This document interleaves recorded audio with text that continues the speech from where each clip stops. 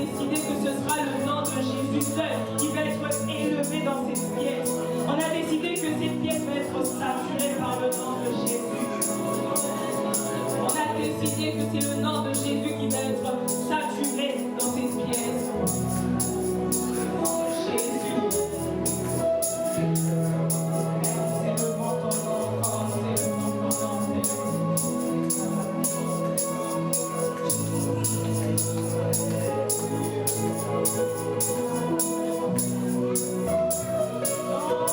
Jésus, plus haut que tous les noms. Roi des rois,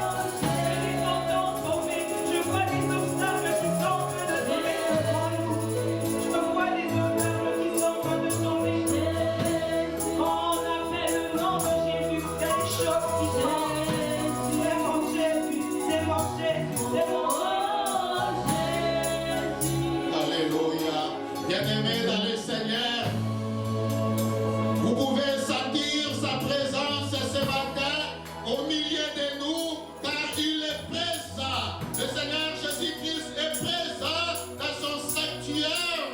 Ce matin, il est au rendez-vous et il est venu nous rencontrer. Il est venu nous exaucer. Nous avons un nom qui est souverainement élevé au-dessus de tout nom. C'est le nom de Jésus, le nom des miracles, le nom qui accomplit toutes les choses, le nom de Jésus-Christ. Alléluia. Oh Seigneur Jésus-Christ, c'est ce nom bien-aimé dans le Seigneur qui nous soutient. C'est ce nom qui est la colonne qui soutient la parole de vie. C'est le nom de Jésus-Christ. C'est le nom de Jésus-Christ qui soutient la parole de vie, qui soutient ma vie, qui te soutient. C'est ce nom qui soutient chacun de nous, chacune des familles ici présentes, représentées. Alléluia.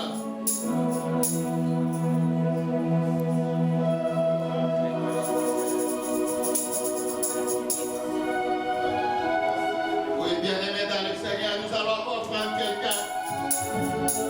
5 minutes pour adorer ce Dieu Tout-Puissant avant d'écouter sa parole. La colonne qui soutient ma vie, la colonne qui soutient ma famille, la colonne qui soutient la parole de vie, c'est Jésus-Christ, c'est Jésus-Christ, c'est Jésus-Christ. Alléluia. Oh, à toi la gloire éternelle. Tu es la colonne qui nous soutient. Tu es la colonne qui soutient ma vie, qui soutient la parole de vie. Alléluia. Oh. Précieux Jésus, le pilier qui soutient ma vie.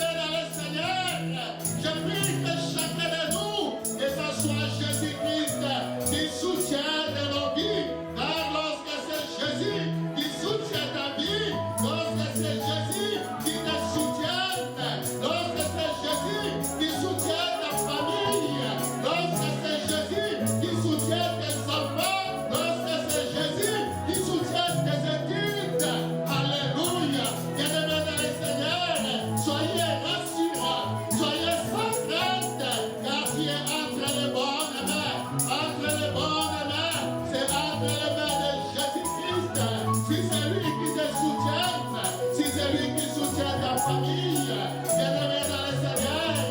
Si ce n'est pas le cas, ce matin, demande à lui que c'est toi qui es le pilier qui soutient ma vie. Je veux que tu sois le pilier qui soutient ma famille. Je veux que tu sois le pilier qui me soutienne. Seigneur, c'est toi qui soutiens la parole de vie. C'est toi qui soutiens ton église. Tu es le pilier sur lequel ton église est assise. Oh Seigneur, merci. Merci. Merci Seigneur. Nous voici d'accord encore ce matin. Nous nous approchons de toi affamés. Seigneur, nous voulons être nourris par ta parole, qui est la véritable nourriture, qui nous fait croître dans la connaissance, dans la sagesse, dans la connaissance de Dieu et de la volonté de Dieu. Seigneur, nous te dédions ce moment. Seigneur, je te dédie ce moment. Nous nous dédions à toi. Parle et que nous puissions écouter. Dispose le cœur de chacun de nous. Utilise ton humble serviteur comme un instrument. Communique à nous ta volonté et que personne ne quitte celui tel qu'il est venu. Car Seigneur Jésus-Christ, tu parles dans nos cœurs. Nous te rendons la gloire et l'honneur. Nous te rendons le règne et la force. Toi qui es le pilier, qui soutient ton église, qui soutient la parole de vie, qui soutient nos vies, qui nous soutiennent. Merci Seigneur. À toi la gloire et l'honneur. À toi le règne et la force. À toi nos acclamations. À toi nos acclamations. À toi les cris de joie. À toi les cris d'allégresse. À toi le vie. Au nom puissant de Jésus-Christ. Alléluia.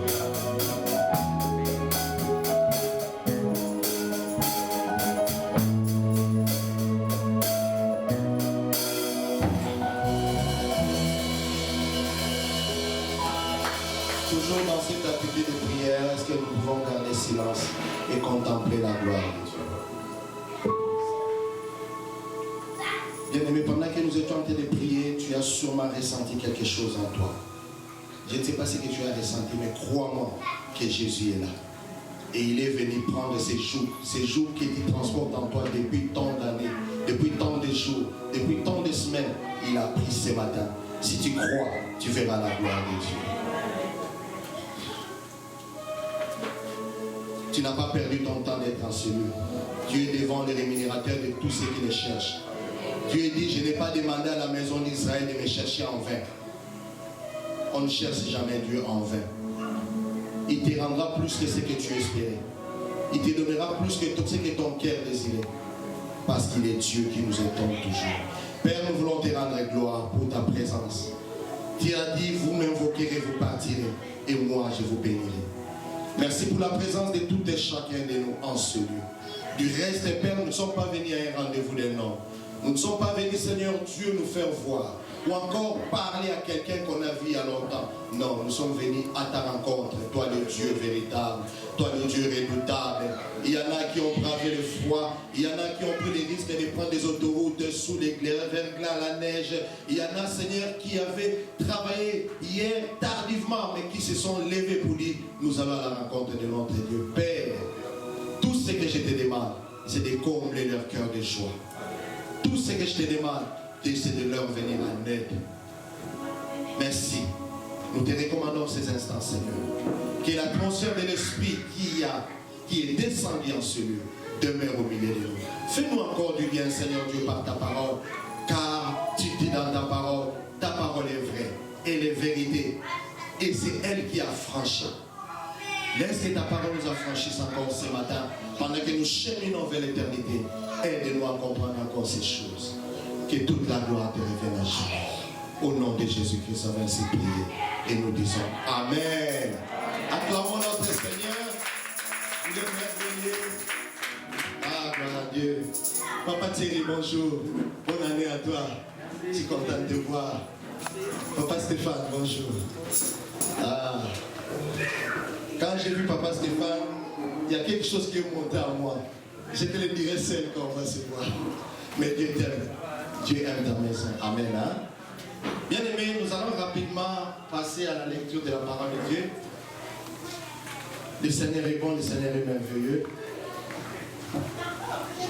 Ah, quand les enfants sont partis, la salle est restée vide. Oui, je sais qu'il y a beaucoup de bien-aimés peut-être qui ne savent pas qu'on est rentré en présentiel. Voilà pourquoi nous devons, si on a le temps, un coup de fil pour rappeler à l'autre que nous sommes déjà là. Amen. Nous allons rapidement lire dans Proverbe 4, 18 à 19. Proverbe 4, 18 à 19.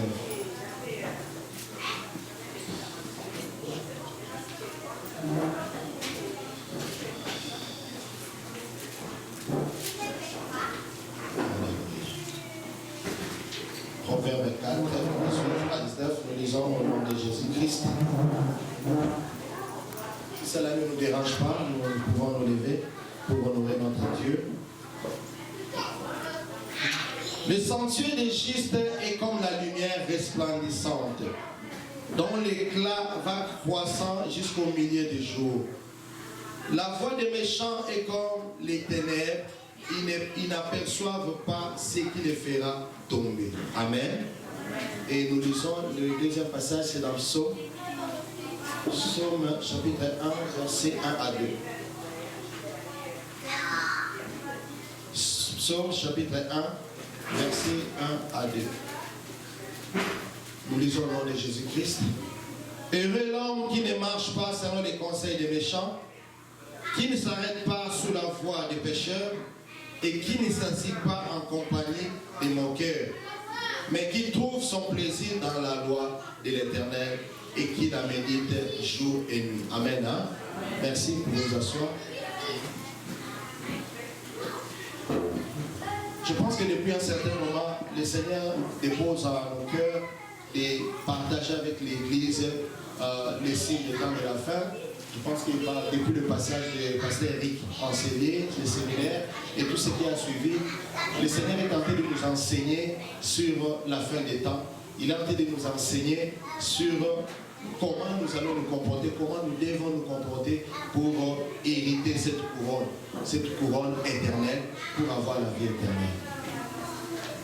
Et le thème que j'ai choisi de partager avec nous aujourd'hui, cette réflexion, c'est le sentier du juste par rapport au sentier du méchant. Parce que quand nous cheminons vers l'éternité, nous passons par un sentier. C'est comme quelqu'un qui marche sur une route. Ici, nous avons des autoroutes, nous avons des grandes routes, mais pour nos parents ou ceux qui avaient l'avantage ou les privilèges de vivre au village, vous allez voir que quitter un village vers un autre, il fallait passer par le sentier. Il y avait plusieurs sentiers. Il y avait des sentiers détournés, il y avait des sentiers raccourcis. Mais quand vous êtes dans le sentier, vous avez l'impression soit d'être seul, soit d'être avec des gens, mais tout autour de vous, il n'y a rien. C'est comme si vous allez vers l'inconnu. Alléluia. C'est la même chose avec notre vie. Mais nous n'allons pas vers l'inconnu. Nous savons là où nous allons. Alléluia. Mais pendant que nous savons où nous allons, nous avons une route. Les usagers de route ici ne vont pas me contredire pour dire que partout quand tu es sur l'autoroute ou sur les grandes routes, les boulevards, tu vas voir qu'il y a toujours des panneaux qui indiquent. Et ces panneaux-là vous passent un message. Et si vous ne saurez pas ces panneaux, vous pouvez vous tromper de sortie et vous allez très loin.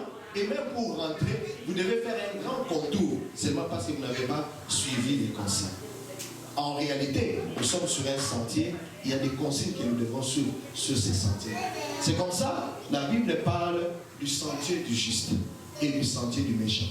En fait, les justes et les méchants ici, c'est par rapport à l'attitude que nous adoptons quand nous sommes dans un sentier. Comme je l'ai dit, soit tu perds la sortie, soit tu perds les repères, et tu te retrouves loin de là où tu devais aller, et tu dois maintenant chercher à rentrer là où tu étais. Et souvent, c'est très difficile. C'est comme ça que chaque conducteur ou usager de la route, quand il est sur la route, quand bien il est en train de parler, il est concentré sur tout ce qui est écrit, tous les signes, pour s'assurer qu'il est sur la bonne voie. Alléluia. Alors, pour commencer, nous allons d'abord définir c'est quoi ces trois mots? Les sentiers, les justes et les méchants. Et le deuxième point sera comment est le sentier du juste? Comment il se présente? Quelles sont ses caractéristiques? Le troisième point sera, contrairement au juste, comment est le sentier du méchant? Le méchant c'est qui? Mais comment est son sentier? Et le quatrième point, nous allons chuter par quel est le sentier de notre choix. Et qu'est-ce que Dieu veut par rapport à ces sentiers-là? Et le sentier de notre choix doit rencontrer ce que Dieu veut. Dans quel chantier Dieu veut nous voir pour hériter la vie éternelle. Amen. Rapidement, nous allons passer à la définition du sentier. Ça, c'est une définition qui n'est pas biblique. C'est une définition que je l'ai prise dans le dictionnaire sur Google. Mais ça m'a étonné que même Google nous donne cette belle définition qui nous oriente directement.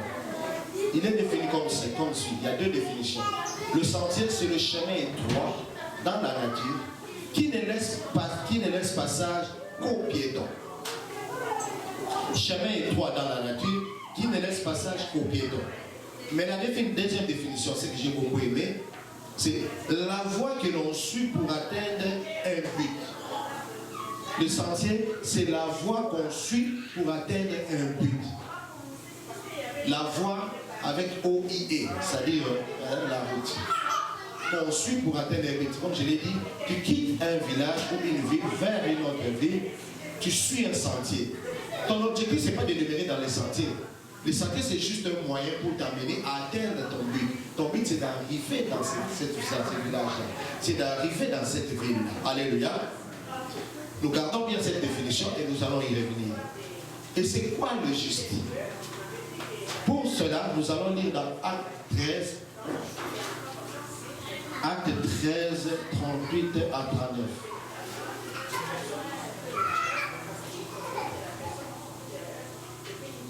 Acte 13, 38 à 39. Nous allons lire au nom de Jésus-Christ. Vous pouvez rester assis. 13, 38 à 39. Nous lisons. Sachez donc, en frère, que c'est par lui que le pardon des péchés vous est annoncé. Et que quiconque